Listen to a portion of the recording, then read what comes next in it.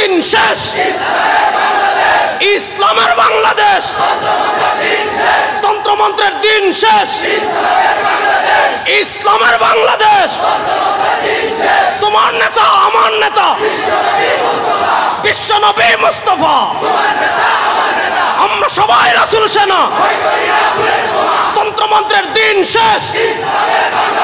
নারায়ে তাকবীর। আসসালামু আলাইকুম ওয়া রাহমাতুল্লাহ।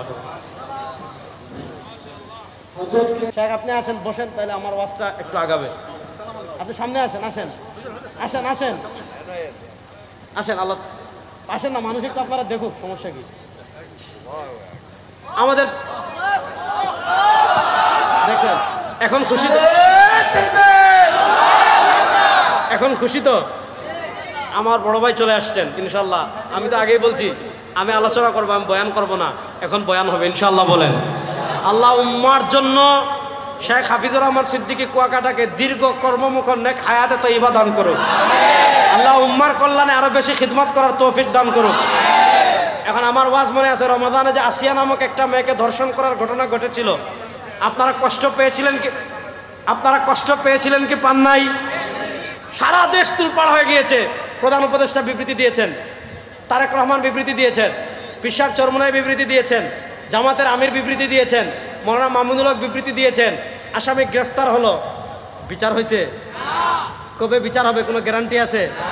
কিছুদিন আগে আপনারা দেখেছেন পুরান ঢাকায় একজন ব্যবসায়ী আছে সোহাগ নামে, তাকে পাথর দিয়ে মারা হয়েছিল, আপনারা কি দেখেছিলেন? কষ্ট লাগছিল? যদি বলেন কষ্ট লাগে না, আপনি তো মেয়ে মানুষ না, আপনি তো জানোয়ার মেয়ে। কষ্ট লাগছে কি লাগে নাই? সারা দেশ প্রতিবাদ করেছে, আসামি গ্রেফতার হয়েছে, ফাঁসি হয়েছে। কবে ফাঁসি হবে কোনো গ্যারান্টি আছে? ব্রিটিশ প্রবর্তিত আইন, মনোযোগ, ব্রিটিশ প্রবর্তিত আইন আর ইসলামী আইনের পার্থক্য দেখেন।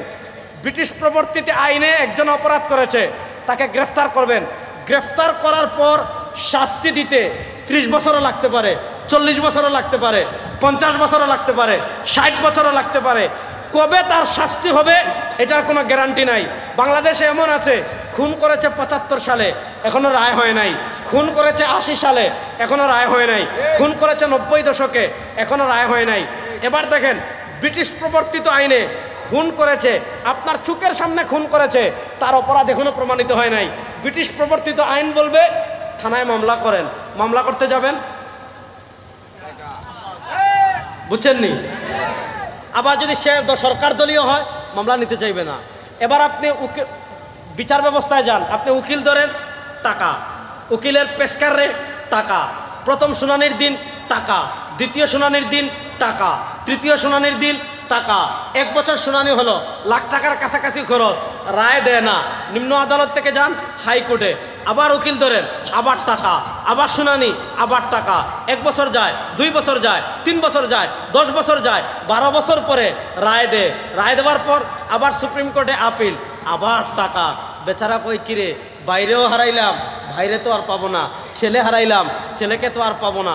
আর দুনিয়ার স্বাভাবিক নিয়ম ভাই, আপনার কবরে যখন ঘাস উঠে যাবে, আপনার হাড্ডি গুস্ত চর্বি যখন মাটির সাথে মিশে যাবে, আপনার আত্মীয় স্বজন আপনাকে আর মনে রাখবে না। এটাই বাস্তবায়ন, এটাই হলো বাস্তব কথা। এখন মানুষের মায়াও কমে যায় যে ধর বাইরেও হারাইছি, এখন টাকাও হারাচ্ছি, সব কিছু হারাচ্ছি, তখন আর কি করে, আর মামলার খবর নেয় না। এখন যে খুন করেছে সে তো রাজনৈতিক, তার অভিভাবক আছে, তার তো বড় অভিভাবক আছে, তার কালো টাকা আছে, তার পেশি শক্তি আছে, সে দুর্নীতি করে 1000 কোটি টাকা কামিয়েছে, বাস টাকা পয়সা দিয়ে সুর হয়ে ঢুকে ডাকাইত হয়ে বের হয়। এই আইন দিয়ে ইসলাম কি বলে?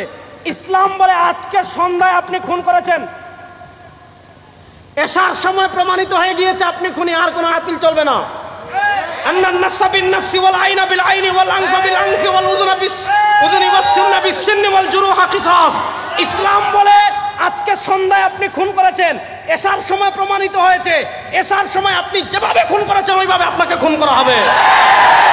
আপনি পাথর দিয়ে হত্যা করেছেন, সুরাতে উদ্যানে সারা জাতির সামনে আপনাকে পাথর মেরে হত্যা করা হবে। আপনি আরেকজনের মাথা ফাটিয়েছেন, সুরাতে উদ্যানে আপনার মাথা ফাটানো হবে। আপনি আরেকজনের দাঁত ভেঙেছেন, আপনার দাঁত ভেঙে দেওয়া হবে। আপনি আরেকজনের চোখ কানা করেছেন, আপনার চোখও কানা করে দেওয়া হবে। মনে করেন আসিয়ারে যেই লোক দর্শন করেছিল, যদি সুরাতে উদ্যানে ইসলাম বলে বুক পর্যন্ত গর্ত করেন, এরপর পাথর মেরে হত্যা করেন, বলেন সন্ধ্যার মধ্যে যদি তারা হত্যা করা হইতো ওইভাবে, ওই যে পাপিষ্ট জানোয়ারেরা আমার ভাই সোহাগকে পাথর মেরে হত্যা করেছিল, তাদেরকে যদি ওই দিন রাত্রে সোহরাওয়ার্দী উদ্যানে জাতির সামনে লাইভ করে পাথর মেরে হত্যা করত, বাংলাদেশে কোনো বাপের বাচ্চা দ্বিতীয়বার আর খুন করার সাহস করত? আর আরেকজনের সম্ভ্রমে হাত দেওয়ার সাহস করত? এই ব্রিটিশ প্রবর্তিত আইন 52 বছর দেখেছেন।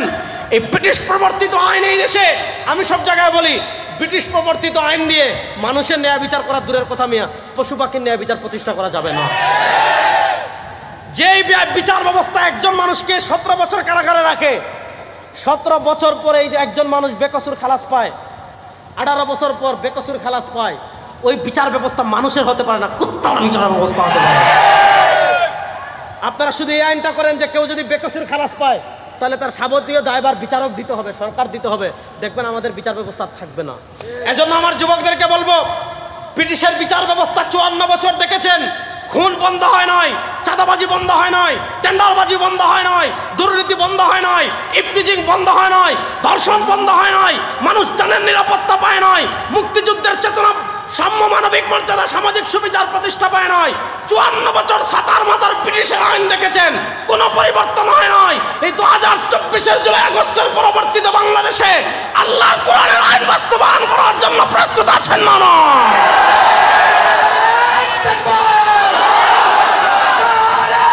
রাখেন রাখেন রাখেন।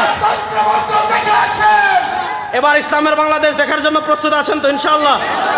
একবার আল্লাহর কোরআনের বাংলাদেশ দেখার জন্য প্রস্তুত আছেন তো? এই যুবকরা প্রস্তুত আছেন? হাত তুলেন তো ইনশাআল্লাহ। এবার আমার সাথে একটা স্লোগান দিবেন, পারবেন তো ইনশাআল্লাহ?